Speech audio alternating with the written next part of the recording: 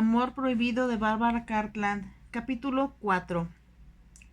Al volver de las carreras el miércoles, Caroline pensó que aquel día había sido uno de los más emocionantes de su existencia. No solo había visto los más soberbios caballos, sino que la invadió una emoción hasta entonces desconocida para ella, debido a que había salvado al conde de una peligrosa situación. Vio al conde en el pequeño espacio que rodeaba el palco real y en la ventana junto al rey, y de nuevo en la sección en que se reunían los caballos antes de la salida. Después de haber convencido a Natty, a pesar de sus protestas, de que cruzara la pista con ella. ¿Qué dirá el señorito Gerard?, preguntó Natty. Si él se fija en nosotras, lo cual es bastante improbable, sé que comprenderá que no puedo resistir la tentación de ver a los caballos de cerca. Deseaba sobre todo ver a uno llamado Cardenio, que correría contra el caballo Trance, propiedad del señor Green. Sabía también que los apostadores favorecían a ambos caballos por encima del potro que el duque de York había inscrito en la carrera que él mismo patrocinaba con un premio de 50 libras. La carrera fue de 2 millas y media y ganó el potro de Su Alteza Real. Era un bayo de 3 años, hijo del caballo Elección y de la yegua Sorcerer. Boyce, un aprendiz de quien Abbott pronosticó que sería un renombrado jockey en los años venideros, lo había montado en forma estupenda. A continuación, se corrió la famosa carrera Albany Stakes, en la que el duque de York triunfó de nuevo con su ganador del derby, Moses. Moses había sido criado por él y era un bayo, pero aunque era un animal soberbio y Caroline había estado esperando con ansiedad verlo, comprendió que no podía compararse con Crusader. Estaba segura de que el conde estaba ganando en todas las apuestas que hacía, y cuando lo vio hablando con Gerard, tuvo la esperanza de que su hermano aprovechara los conocimientos de él sobre caballos y carreras antes de arriesgar su dinero. Natty la llevó a la salida, alejándose lo más posible de la gente de sociedad que se congregaba en la sección cercana a las tribunas. Los caballeros que rodeaban al rey se veían muy elegantes y usaban los altos sombreros de copa en un ángulo atrevido que se consideraba muy de moda en aquel momento. Caroline pensó que ninguno de ellos podía igualarse al conde, no solo en elegancia, sino en su aire innato de distinción. De nuevo Natty insistió en que debían marcharse en cuanto terminó la tercera carrera, y aunque Caroline hubiera querido suplicarle que se quedaran un poco más, comprendía que no era prudente correr esos riesgos. No había hablado con Gerard desde que el conde y su grupo llegaron a la casa, y sabía que su hermano estaba tratando de ignorarla deliberadamente. Caroline no podía menos que preguntarse por qué le preocupaba tanto que los invitados pudieran descubrir su presencia, ya que éstos se estaban comportando con mucho decoro. No habían bebido en exceso, a pesar de que Caroline sabía que era tradicional entre los jóvenes aristócratas de St. James abusar de la bebida. Tampoco se habían entregado a fiestas escandalosas, como las que a menudo tenían lugar en la mayor parte de las casas durante la semana de las carreras. La noche anterior el conde había cenado fuera, pero esta noche lo haría en casa, y Caroline se preguntó si entre sus invitados incluiría a alguna bella dama. De una cosa estaba segura: la dama que le había ordenado al ayudante del despensero que pusiera una droga en el vino del conde no estaría presente. Natty le contó a Caroline que Hayes había salido precipitadamente de la casa la noche anterior, rodeado por una nube de rumores desfavorables. «Salvé al conde», se dijo Caroline con aire de triunfo. Se preguntó si el conde no sentiría curiosidad de saber quién habría escrito la nota. Ella nunca lo sabría, y eso la deprimía un poco. Cuando ella y Natty llegaron a la casa, Caroline entró, como de costumbre, por la puerta del jardín, a fin de que no la viera ninguno de los sirvientes del conde. Mientras subía la escalera secreta, no pudo resistir la tentación de asomarse a las diferentes habitaciones para ver si las flores que había arreglado a primera hora de esa mañana, antes que nadie despertara, seguían viéndose lindas. Las había cortado de su propio jardín, el cual, rodeado por los muros de ladrillo rojo estilo isabelino, quedaba fuera de la vista de todas las ventanas de la casa. Fue allí donde su madre plantó un jardín de hierbas aromáticas que Caroline continuaba cuidando. Trepando sobre una pequeña glorieta construida al fondo del jardín, había una enorme enredadera de madreselva que se mezclaba con otra de rosas blancas, de suave aroma, que eran las favoritas de su madre. Como Caroline pensó que el conde las apreciaría, Los ramos de rosas del salón eran más grandes que de costumbre y casi no había una sola mesita lateral que no se adornara con ellas. Sin embargo, pensó que como el conde debía ser el dueño de innumerables tesoros de arte, era muy difícil que se dejara impresionar por algo tan sencillo como las flores. A pesar de ello, se preocupó de que no faltaran rosas en el escritorio de la biblioteca, donde él escribía sus cartas y, a veces, se sentaba solo a levantarse por la mañana. Estaba segura de que sería descortés y del mal gusto espiarlo, así que deliberadamente se limitaba a mirarlo cuando estaba en el comedor y, desde luego, en la pista de carreras. Ahí no se sentía indiscreta, pero siempre le resultaba difícil quitarle los ojos de encima para mirar los caballos.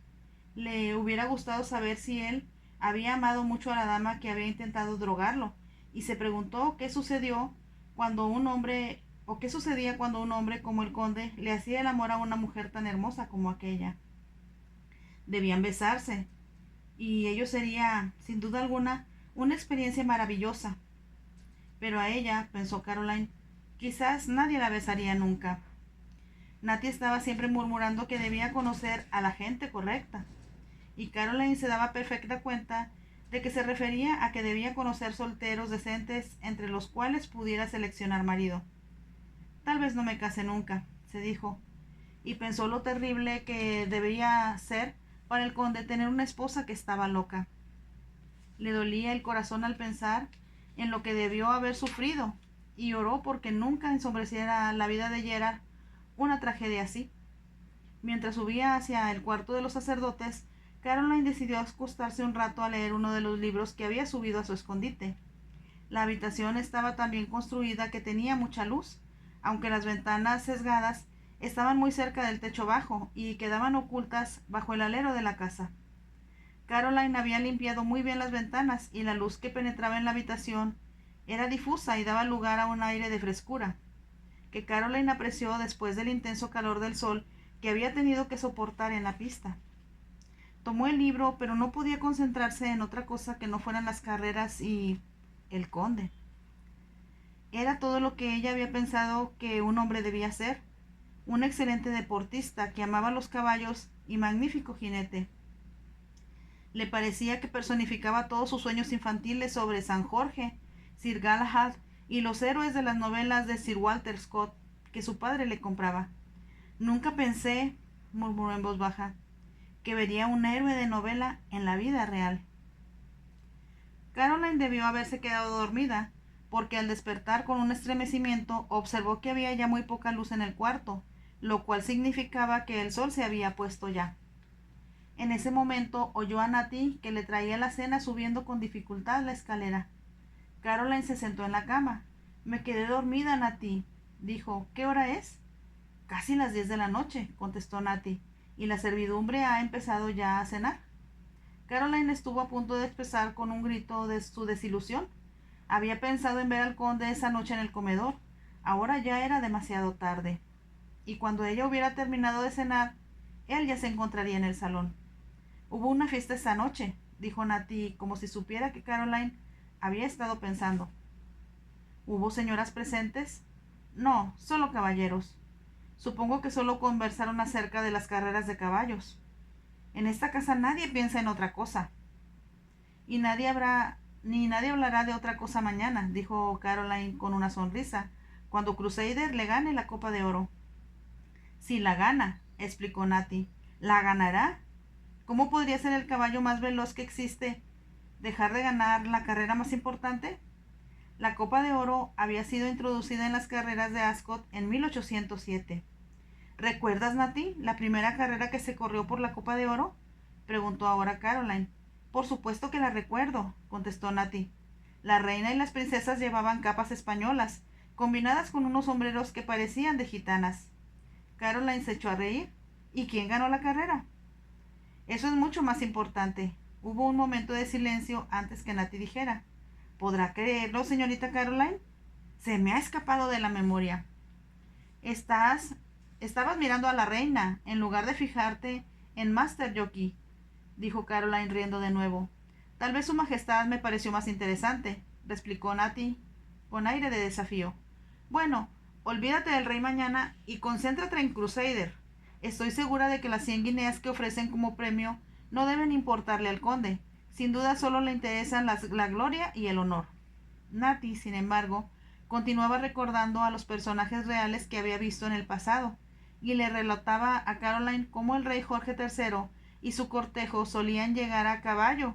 Cuando pareció darse cuenta de la hora que era ya, levantó la bandeja de Caroline al mismo tiempo que se ponía de pie diciendo: Ahora a la cama, señorita Caroline. Si no está cansada, debería estarlo. Estaba muy cansada cuando llegué a casa, contestó Caroline, pero ahora, como te he dicho, ya me siento muy bien, porque estuve durmiendo. Entonces no fuerce los ojos tratando de leer hasta la madrugada, la amonestó Natty. Estaba ella convencida de que la luz de las velas era demasiado tenue para leer, y Caroline la había oído decirle una y otra vez desde que era niña. Buenas noches, querida Natty, dijo, y no te preocupes por mí. Recuerda que quiero usar mañana mi mejor vestido. Se trataba de otro vestido de muselina blanca, pero al menos era nuevo, y, a diferencia de los otros, estaba adornado con lindas cintas que tanto ella como Natty habían parecido excesivamente caras cuando las compraron. Cuando se quedó sola, Caroline se desvistió, se puso el camisón de dormir y encima una bata blanca que también le había hecho Natty. Se abrochaba en lo alto del cuello, que estaba adornado con encaje. Cepilló su cabello como su madre le había enseñado a hacerlo, hasta que brillara. Entonces, sintiéndose todavía muy alerta para dormir, tomó su libro y se obligó a sí misma a concentrarse en él. Antes de hacerlo, encendió 2 velas, lo cual Natty habría considerado, a pesar de todo, un despilfarro. El libro logró interesarle, por lo que se olvidó de todo, hasta que con sorpresa escuchó que el reloj de las caballerizas anunciaba la medianoche. Es hora de que ya me duerma, se dijo, y cerró el libro para colocarlo con cuidado en la mesa de noche. Todo en el cuarto de los sacerdotes tenía que ponerse en su sitio, debido a que era un sitio muy pequeño. Entonces, al estirar los brazos por encima de la cabeza, sintiéndose un poco entumida por el tiempo que había pasado sentada, Caroline sintió el deseo repentino de respirar aire fresco. Una desventaja del cuarto de los sacerdotes era que no estaba muy bien ventilado, y por primera vez desde que dormía en él, Caroline sintió que le faltaba el aire. Bajaré y permaneceré unos minutos de pie en la puerta del jardín, pensó. Respiraré profundamente y después volveré a subir. Ni siquiera Natty pondría objeción a esto. Deslizó los pies dentro de las suaves zapatillas de satén sin tacones y empezó a bajar los escalones en silencio.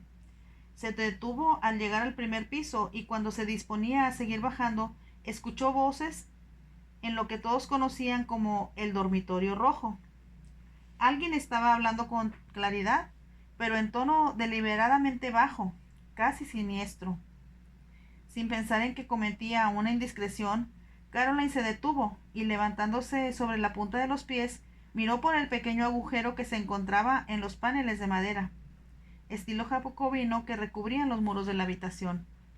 Al hacerlo recordó que aquel era el cuarto de Sir Francis Wigton, el hombre que le parecía tan antipático. Lo vio sentado a un lado de la cama. Tenía puestas todavía sus ropas de gala, aunque se había aflojado la corbata. ¿Trajiste exactamente lo que te pedí?, lo oyó Caroline preguntar casi en un susurro. Caroline se movió un poco para ver con quién hablaba y advirtió que había otros 2 hombres en la habitación. Uno de ellos parecía un valet. Llevaba puesto un chaleco a rayas, cuyos colores eran sin duda los de la librea de los sirvientes de Sir Francis. El otro era un tipo de aspecto torvo y rudo, con un pañuelo rojo atado al cuello. Sostenía una gorra en las manos, que torcía con gesto nervioso, mientras, con un tono muy peculiar de los barrios bajos, decía: «Lo trajo aquí, señor». «¿Está seguro de que es lo bastante fuerte como para ser efectivo?», preguntó Sir Francis, dirigiéndose ahora al hombre que parecía ser su valet. «Puedo jurarle, señor, que una vez que Crusader lo haya tomado, no correrá mañana». «Magnífico», exclamó Sir Francis. Caroline contuvo el aliento, como si no pudiera dar crédito a lo que había oído. «Entonces, en marcha. Póngase a trabajar», ordenó Sir Francis, «pero procuren asegurarse muy bien antes de entrar en las caballerizas, que todos están dormidos. Tendremos mucho cuidado, señor, contestó el valet. Caroline no esperó a escuchar más. Sabía ahora lo que los hombres intentaban hacer. Siempre habían corrido rumores acerca de los caballos que eran drogados antes de las carreras y de los propietarios que tenían guardias para vigilar sus caballerizas. Pero estaba segura de que, aunque nunca había cruzado por la mente del conde ni por la de Abbot que los caballos no estuvieran seguros en la casa de Langstone. Su primer pensamiento fue despertar a Gerard, pero era imposible llegar directamente a su cuarto, y Caroline temió que, si salía al corredor, podría encontrarse con Sir Francis o con los otros hombres. Instintivamente se dirigió al pasadizo lateral que conducía al dormitorio principal. Al descender los escalones que conducían al panel secreto junto a las chimeneas, se preguntó si estaba haciendo lo que era correcto, y recordó lo furioso que Gerard se pondría con ella. Entonces se dijo a sí misma que nada importaba, como no fuera a salvar a Crusader. ¿Cómo podía permanecer con los brazos cruzados mientras el caballo era drogado e inutilizado para correr al día siguiente? No solo el conde se sentiría humillado al tener que retirar su caballo, y él y Gerard perdieran el dinero que habían apostado, sino que sería una ignominia que cosas así pudieran pasar en la casa Langstone. Caroline extendió su mano sin esperar siquiera a mirar a través del agujero secreto. La puerta se abrió y ella entró en la habitación que había pertenecido a su padre. Las cortinas habían sido descorridas, y, a la luz de las estrellas y de la pálida luna que cabalgaba por el cielo, pudo ver con claridad que el conde estaba en su cama, dormido. Caroline aspiró con fuerza y entonces habló. El conde había disfrutado de la cena, a la que se habían unido 6 de sus mejores amigos. La comida fue excelente, el vino estupendo y, aunque la conversación había versado solo sobre las carreras, todos los presentes contaron anécdotas divertidas sobre el tema. Intercambiaron chistes con un ingenio que hizo al conde lamentar que el rey no estuviera presente. Si había algo que el rey Jorge IV disfrutara en verdad, era una conversación ingeniosa, a la que podía contribuir con una inteligencia que pocas personas, exceptuando sus amigos más íntimos, le reconocían. Fue una velada estupenda, Valiente, exclamó uno de los invitados del conde al marcharse. No recuerdo haberme reído tanto en mucho tiempo. Cuando el conde se acercó, pensó que había sido inteligente de su parte insistir en que todos se retiraran temprano. Lo mismo que el rey, detestaba las fiestas que se prolongaban demasiado, y le disgustaba que los hombres bebieran hasta el punto de empezar a decir incoherencias. Mientras se metía en la cama, se hizo eco de los sentimientos de Lord Chilm, quien había dicho que cuando subían juntos hacia sus respectivas habitaciones: «Es la mejor temporada que he pasado en Ascot, Valiant. No solo he ganado dinero, sino que nunca había estado tan cómodo como aquí. En la paz y quietud de esta casa duermo como un niño». Al conde le sucedía lo mismo. No había allí camareras ruidosas, ni lacayos que lo despertaran con sus silbidos en la mañana. El aire limpio que penetraba por las ventanas tenía el aroma de los pinos y las flores. Se quedó dormido al poner la cabeza en la almohada, pero de pronto despertó, de un modo tan automático como había aprendido a hacerlo durante su entrenamiento como soldado. Casi presintió el peligro antes de escuchar una voz muy suave que decía: «Vaya a ver a Crusader, vaya a ver a Crusader». Se volvió hacia el lugar donde provenía el sonido y contempló incrédulo el fantasma de la dama blanca.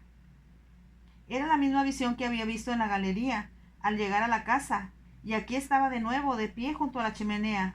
Podría verla con perfecta claridad a la luz procedente de la ventana. Cuando se sentó en la cama, la voz le dijo de nuevo: «Vaya a ver a Crusader, ahora mismo, es urgente». El conde terminó de incorporarse y al hacerlo vio que la dama blanca había desaparecido. Un momento antes estaba allí, pero al siguiente se había ido, y solo veía el contorno de la chimenea contra la oscura madera de los muros. «Debo estar soñando», se dijo el conde. Sin embargo, estaba despierto, y debido a la urgencia que había advertido en la suave voz que le habló, comprendió que tenía que hacer lo que le ordenaba, aunque solo fuera para asegurarse que todo el incidente solo era producto de su imaginación. Saltó de la cama, se puso una camisa y un par de pantalones ajustados con una velocidad que habría irritado a Dawson, a quien le gustaba vestir a su señor con la mayor parsimonia. Se enfundó en la primera chaqueta que encontró en el guardarropa y se ató una corbata suelta al cuello. Entonces, calzándose los pies con unas zapatillas de suave tela, abrió la puerta y empezó a caminar por el corredor. La casa estaba sumida en la oscuridad, a excepción de una vela que ardía en el vestíbulo, en un candelabro de plata. El conde lo tomó y a la luz que se desprendía de la vela se deslizó por un pasillo que conducía a las caballerizas. Al llegar a una puerta lateral frente a la sección de la cocina, puso la vela sobre una mesa, corrió los cerrojos y salió. Cuando sintió la frescura del aire nocturno en la cara, pensó que estaba portándose como un tonto, al prestar atención a lo que sin duda alguna debió haber sido solo un sueño.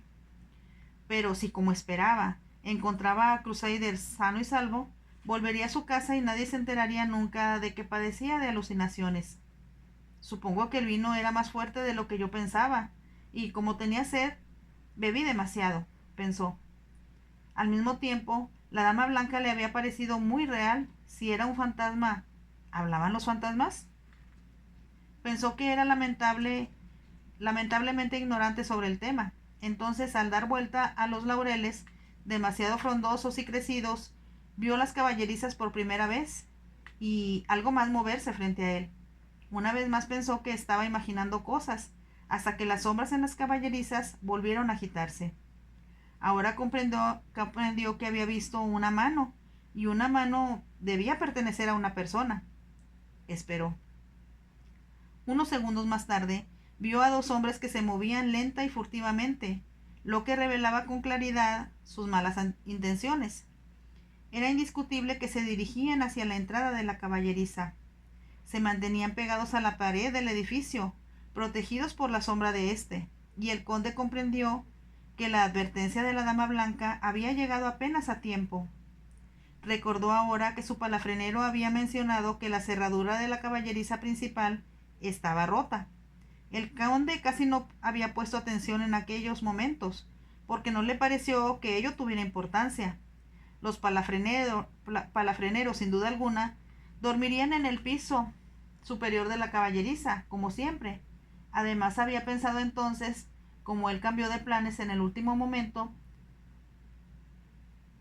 era muy poco probable que ninguno de los rufianes que pululaban en el ambiente de las carreras supiera dónde se hospedaba. Un hombre, al que seguía otro, abrió la puerta de la caballeriza. Cuando los dos desaparecieron en su interior, el conde se movió. Sus zapatillas no producían sonido alguno en las baldosas del patio, y cuando entró en la caballeriza, como un torbellino, los dos tipos se encontraban frente a la casilla de Crusader, moviendo la puerta de hierro. Cuando el primer hombre se volvió a mirarlo, el conde le asestó un golpe en la barbilla que lo tiró al suelo. El otro individuo, más corpulento y agresivo, se lanzó sobre él, pero el conde había aprendido el arte del boxeo de los más grandes pugilistas profesionales de su generación, el caballero Jackson y su socio Mendoza. No fue una pelea en realidad, porque su oponente estaba inconsciente y fuera de combate en cosa de segundos. El conde llamó a gritos y al instante acudió Baxter, el jefe de los palafreneros, acompañado de sus ayudantes y del viejo Abbott. Registraron a los hombres inconscientes y encontraron la droga con que intentaban inutilizar a Crusader. Cuando Baxter la colocó en la palma de su mano y la extendió hacia el conde, dijo: «Le pido disculpas, milord. Debí haber dejado a alguien de guardia con los caballos, pero yo pensé que aquí no habría ningún peligro». «Hemos aprendido una lección que no olvidaremos en el futuro, Baxter», dijo el conde. «Me gustaría saber quién pagó a estos tipos». Al decir eso, Abbott, que sostenía una linterna por encima del más pequeño de los hombres, lanzó una exclamación. «¿Qué pasa?», preguntó el conde. «He visto a este hombre antes, milord. Vino a las caballerizas varias veces y dijo que estaba viviendo en la casa». «¿Viviendo en la casa?», preguntó el conde con voz aguda. «Sí, milord. Me dijo que los caballos que le interesaban mucho, pero sobre todo Crusader». «¿Quién es él?», preguntó el conde. «Dijo que era el valet de uno de los invitados, milord. Y mire, lleva puesto el chaleco de una de las libreas». El conde bajó la vista. A la luz de la linterna Pudo ver los botones del chaleco a rayas y reconoció la corona que había en ellos. «Amarren bien a estos rufianes», ordenó a Baxter. «Enciérrenlos bajo llave y yo me encargaré de que sean entregados a la policía de la pista de carreras mañana por la mañana». «Muy bien, milord, y gracias, milord. Solo puedo decirle que me siento muy humillado de que esto haya ocurrido». «Por fortuna fui advertido a tiempo», comentó el conde. «¿Advertido, milord?». Era una pregunta que, pensó el conde mientras caminaba de regreso a la casa, no podía contestar. Subió y, sin llamar a la puerta, abrió la que conducía al dormitorio rojo. Sir Francis estaba a medio vestir y no se acostaba todavía. La expresión que había en su rostro al ver entrar al conde era tanto de temor como de culpabilidad. «Le doy exactamente 10 minutos para salir de esta casa», dijo el conde con voz cortante. «¿Qué significa?», empezó a decir Sir Francis, pero el conde lo interrumpió. «Si es usted inteligente, hará bien en salir del país. Sus cómplices, sin duda alguna, lo delatarán a la policía, y ésta no tardará mucho en emitir una orden de arresto en su contra». Sir Francis guardó silencio. Por un momento el conde estuvo tentado a darle un golpe, pero luego comprendió que eso no sería digno de él. 10 minutos, repitió, y salió de la habitación cerrando la puerta. Al llegar a su dormitorio, el conde miró incrédulo al sitio donde había visto a la dama blanca, y al acercarse percibió de nuevo aquel perfume dulce y elusivo. Comprendió entonces quién era la autora de la nota que le había advertido que no bebiera el vino. «Primero yo, después mi caballo», dijo el conde en voz alta, torciendo los labios. Los fantasmas no escribían cartas, aunque a veces parecieran capaces de hablar. Se quedó de pie, mirando de nuevo con detenimiento el sitio exacto donde había visto a la dama blanca. Entonces extendió la mano y empezó a palpar la madera del muro. De las profundidades de su memoria había surgido el recuerdo de una ocasión en que, siendo niño, se hospedó con sus padres en una casa de Worcestershire, en una mansión muy vieja rodeada de un foso que lo había encantado. Como sus padres le prestaban muy poca atención y no había ningún otro niño en la casa, se había convertido en la sombra del encargado de conservar los tesoros artísticos de la propiedad. Era un hombre muy bondadoso que le mostró cuadros de batallas y otros acontecimientos dramáticos de la historia, que abundaban en la casa. Después, como era un niño inteligente que escuchaba todo con atención, él le había relatado la historia de la batalla de Worcester, y le explicó cómo el rey fugitivo se había ocultado en un roble para escapar de quienes lo perseguían. Algunos de sus seguidores se ocultaron aquí en la casa, le había dicho. A continuación le enseñó al conde el pasadizo secreto donde los realistas permanecieron ocultos, escapando así de los soldados de Cromwell. Para llegar al pasadizo, recordó el conde, había un panel que se abría en la pared, lo bastante ancho como para permitir a un hombre pasar por él. El curador había presionado cierto lugar en el tallado de la madera y sus dedos palparon por unos momentos el muro. El conde recordó la emoción que sintió cuando el panel se corrió. Ahora sus propios dedos estaban palpando entre las hojas, las ramas y las mazorcas de maíz exquisitamente talladas, y después entre las flores. Estaba empezando a pensar que su búsqueda era inútil cuando encontró lo que buscaba. Al presionar una parte del tallado, una puerta se abrió en el panel que cubría el muro y vio, sorprendido, que del otro lado había un par de botas de montar. El conde volvió a su dormitorio y encendió la vela cercana a su cama, colocada en un candelabro de latón. Sosteniéndolo en alto para alumbrarse, cruzó el muro, sintiendo que iniciaba un viaje de descubrimiento que era lo más emocionante que había hecho en su vida. Con mucha suavidad, moviéndose con lentitud para no hacer ruido, subió la angosta escalera circular. De vez en cuando se detenía para mirar cómo se desprendían de ella otros pasadizos secretos, pero continuó subiendo todo el tiempo hasta que vio una luz frente a él y se dio cuenta de que casi había llegado a la parte más alta de la casa. Unos segundos más tarde encontró lo que buscaba. El cuarto de los sacerdotes era muy pequeño y vio que contenía un sofá colocado contra un muro y en el otro extremo una imagen de la Virgen María rodeada de flores. Debajo de la imagen surgía del muro una repisa que, sin duda, había sido usada por los sacerdotes perseguidos como altar para decir misa. Había allí ahora 2 velas encendidas y entre ellas un jarrón de rosas blancas. Arrodillada frente al altar, con las palmas unidas en actitud de oración, estaba la dama blanca. Su rubio cabello, que le caía sobre los hombros, era tan pálido que a la luz de las velas parecía plateado. El conde pudo ver que era pequeña y esbelta, casi parecía una niña, pero la bata blanca que llevaba botonada al frente revelaba la suave curva de sus senos. Estaba de perfil y su naricita era recta y aristocrática, y las pestañas oscuras contra sus pálidas mejillas. Hacía mucho tiempo que el conde no veía a una mujer arrodillada orando, y ciertamente no era lo que esperaba encontrar cuando subió la escalera. Entonces, instintivamente, al sentir que no estaba sola, la joven volvió la cabeza. El conde se encontró mirando el par de ojos más grandes y más extraños que había visto en su vida, unos ojos que parecían llenar casi todo el pequeño rostro. Por un momento ella se quedó muy quieta. Luego, con la misma suavidad con que había hablado antes en el dormitorio de él, preguntó: ¿Crusader? Está a salvo, contestó el conde. Fui a verlo como usted me dijo. Ella lanzó un suspiro de alivio que parecía provenir de lo más profundo de su ser. ¿Estaba usted orando por él?, preguntó el conde.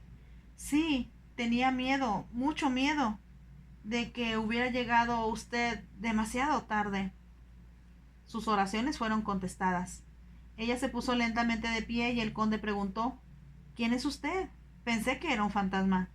Caroline sonrió. La dama blanca, respondió.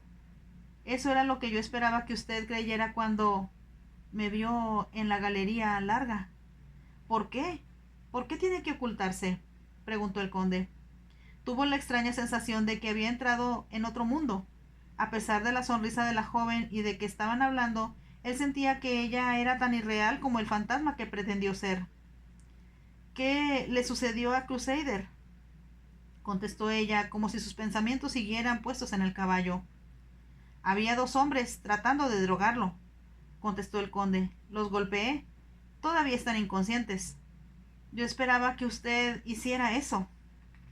No había la menor duda de la admiración con que lo miraban aquellos ojos, que parecían de un color casi púrpura, aunque estaba seguro de que debía estar equivocado.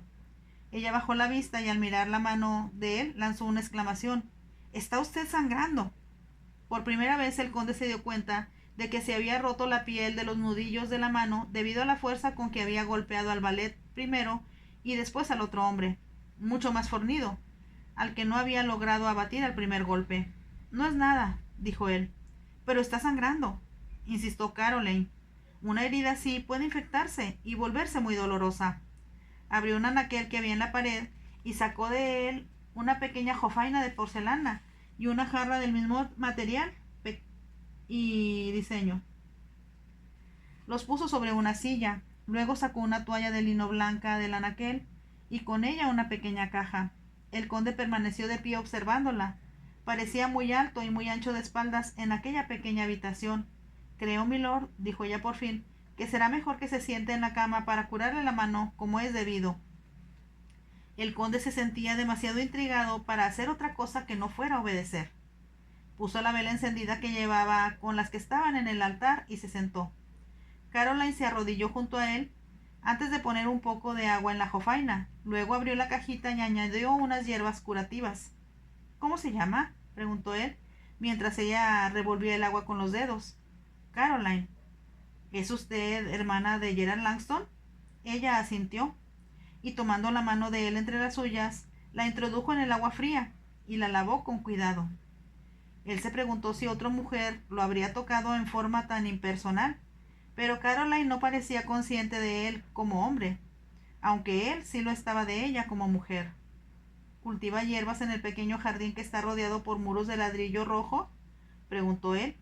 «Sí, era el jardín de hierbas de mamá». El conde lanzó una exclamación repentina. «¡Madreselva!».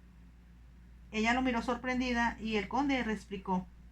«El perfume que usted usa y que me ha tenido tan desconcertado, lo percibo ahora en su cabello. Viene de la madreselva que crece en la glorieta del jardín de las hierbas. Mamá me enseñó a destilar el aceite de las flores en la primavera». «No recordaba a qué flor pertenecía ese aroma», dijo el conde. pero lo percibí en toda la casa, sobre todo en la nota que me dejó. No supe cómo podría advertirle de otra manera. ¿Cómo supo de la droga que había en el vino? Vio que el rubor subía a las mejillas de Caroline, y antes de que ella pudiera contestar exclamó: Pero, claro está, usted puede ver hacia el interior de las habitaciones. Solo miraba de vez en cuando, dijo Caroline. Cuando regresaba de las carreras, me sorprendió oír a una dama hablando en el salón, y esta noche había bajado porque hacía mucho calor aquí y quería tomar un poco de aire fresco. ¿Y escuchó a Sir Francis?, preguntó el conde. Lo oí hablar con una voz extraña, que se escuchaba misteriosa, siniestra. No he escuchado ni mirado en ninguna otra ocasión, excepto la primera noche, cuando estaban ustedes en el comedor. Me oyó preguntar a su hermano sobre la dama blanca. Sí, yo estaba en la galería de los trovadores. Tal vez yo estaba percibiendo su presencia allí, sin darme cuenta, pero ya me había intrigado que alguien pudiera desaparecer en forma tan repentina en la galería, a menos que fuera un fantasma. Como si esas palabras le recordaran a Caroline que Gerard se enfadaría mucho si supiera que ella había conocido al conde, se levantó para dirigirse de nuevo al anaquel de la pared. Volvió con un pedazo de tela limpia que cortó en tiras. Voy a ponerle esta tela alrededor de la mano para mantenerla limpia esta noche, dijo ella, y entonces, por favor, olvídese de que me ha visto. ¿Por qué?, preguntó el conde. Porque Gerard me hizo prometer que no entraría en la casa mientras usted estuviera aquí. Si yo no le prometía, me mandaría lejos de aquí. Pero no tenía ningún lugar a donde ir. ¿Conoce el motivo por el que su hermano se opuso a que nos conociéramos?, preguntó el conde. Comprendió la respuesta por la forma en que Caroline bajó los ojos y el rubor que tiñó la suave blancura de su rostro. Su hermano tenía mucha razón, dijo él. Tendremos que mantener en secreto nuestro encuentro, aunque me va a ser difícil explicar cómo logré salvar a Crusader. Puede decir que por intuición sintió que algo andaba mal. Se apresuró a decir ella. Me desagrada que tenga que mentir, pero Gerard se enfadaría mucho conmigo si lo supiera. Ya veo que me ha hecho aparecer como un monstruo, exclamó el conde iracundo. Gerard lo admira mucho, como todos, dijo Caroline. Es solo que... Sí, ya sé que tengo muy mala fama en lo que a las mujeres se refiere, concluyó el conde. No había necesidad de que ella confirmara lo que ambos sabían era cierto. Y como le estoy muy agradecido, dijo él, por salvarme y salvar a Crusader, mantendré en secreto el hecho de que usted y yo nos hemos conocido. Es muy bondadosa de parte suya. No me gustaría que Gerard se preocupara, como sucedería si lo supiera. Lo mantendremos en feliz ignorancia de todo lo que ha ocurrido, le prometió el conde. Se levantó de la cama y, extendiendo la mano, que no tenía vendada, tomó la de Caroline. Gracias, muchas gracias, mi pequeña dama blanca, por todo lo que ha hecho por mí. Si Crusader gana mañana, la victoria será suya. El conde besó la mano de Caroline. Tomando la vela, dirigió una última mirada a aquellos ojos de extraño color violáceo que Caroline tenía vueltos hacia él. Entonces, con lentitud, empezó a descender por la angosta escalera. Fin del capítulo 4 de Amor Prohibido de Bárbara Cartland. Si te gustó, por favor, déjame un like y también suscríbete a mi canal. Es gratis. Bye.